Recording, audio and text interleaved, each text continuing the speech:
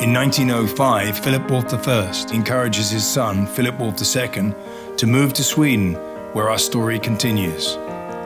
In 1910, Philip Wolf II is running the company and marries the love of his life, Idy Wilhelminy. But after losing 2 of their 5 children, Philip Wolf II breaks down and Idy takes over the reins of the company.